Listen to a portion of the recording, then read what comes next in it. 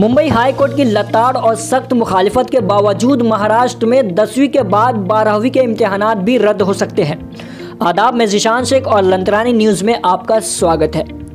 कल के रोज़ सभी को इस बात का इंतज़ार था कि 10वीं के बाद 12वीं के इम्तिहानात के ताल्लुक से कोई फैसला आ जाएगा, मगर एजुकेशन कमेटी की हुई मीटिंग में कोई भी फैसला सामने नहीं आ सका।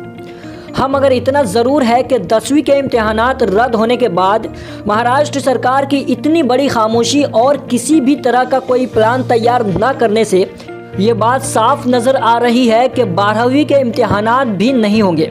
कुछ रोज़ पहले मुंबई हाई कोर्ट ने महाराष्ट्र सरकार को खरी सुनाई थी कि उन्होंने किस बुनियाद पर और किसकी इजाज़त से 10वीं जैसे अहम इम्तिहानात को रद्द किया, जो तुलबा के मुस्तकबिल के लिए अहम सीढ़ी होते हैं। इस तरह के फैसले बच्चों के तालीमी मुस्तकबिल के साथ खिलवाड़ है। उन्होंने महाराष्ट्र सरकार से ये भी पूछा था कि वो बच्चों का रिजल्ट किस तरह तैयार करेंगे और किस तरह उनके पैमाने मुकर्रर करेंगे। इस सिलसिले में एजुकेशन मिनिस्टर वर्षा गायकवाड़ ने एक्सपर्ट्स के साथ एक मीटिंग बुलाई और उसमें उन्होंने कहा कि हमारा पहला काम बच्चों की जान की हिफाजत है।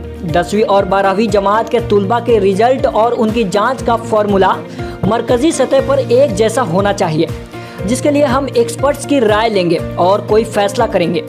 इसके लिए हम तुलबा की जहनियत और उनकी सेहत पर भी गौर करेंगे कि किस तरह फॉर्मूला तैयार किया जाए। इस मीटिंग में 12वीं के बारे में कोई फैसला नहीं लिया गया, मगर जिस तरह के मशवरे आए और बातें हुई उसे देखकर यही अंदाज़ा लगाया जा रहा है कि 10वीं के बाद अब 12वीं के इम्तिहानात भी नहीं होंगे।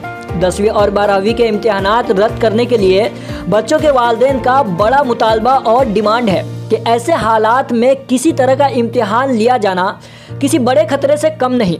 हालांकि मुंबई हाई कोर्ट बच्चों के इम्तिहानात को कराए जाने के हक में है। अब देखना यह है कि महाराष्ट्र सरकार आने वाले दिनों में 12वीं के ताल्लुक से क्या फैसला करती है। Bureau report, Lantrani news, Mumbai.